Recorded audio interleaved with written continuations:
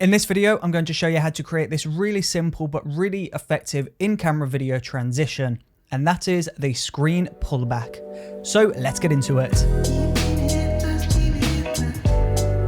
Now, like I mentioned in the intro, the beautiful thing about this transition is all of the heavy lifting is done in camera. This means you don't need any fancy video editing software, you don't need Premiere, you don't need After Effects. Any editing software works here.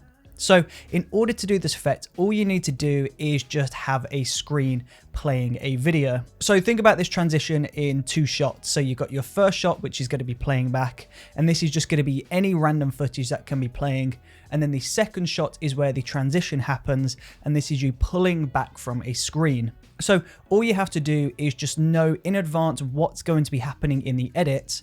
And then when it comes to filming the transition, you just play that footage, and at the point where you want to do the transition, you're just going to hold the camera in front of the screen, try and get the shot framed up as best as possible in the monitor, and then when you want to do the transition, just pull back, and then you can go into your video.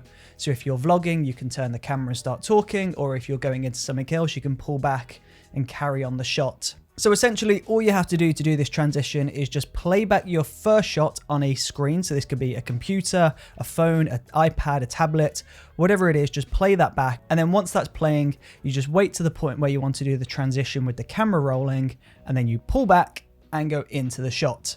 It's really simple. So once you've got these two video clips recorded, all you need to do is get these into your video editing program of choice, whether that be Premiere or Movie Maker or iMovie. And essentially you just go to the point where there's the most amount of motion blur without movement has been initiated. And then you just make that cut. So you cut the end of the first clip, cut the start of the second clip, pop these together, and you've got a really awesome screen pullback transition. Now, before we carry on with the video, I want to take a very quick break to talk about the Brooker Films courses. If you're enjoying these shorter 10-minute videos on YouTube, then hopefully you'll love the longer form content that I post on Skillshare.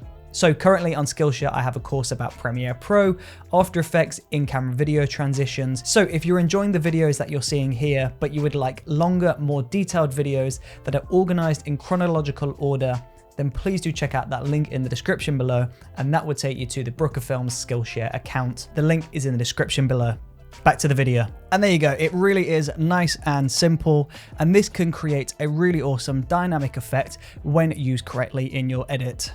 So thank you ever so much for watching this video. I really do appreciate your support, and hopefully I will see you on the next video. See you there.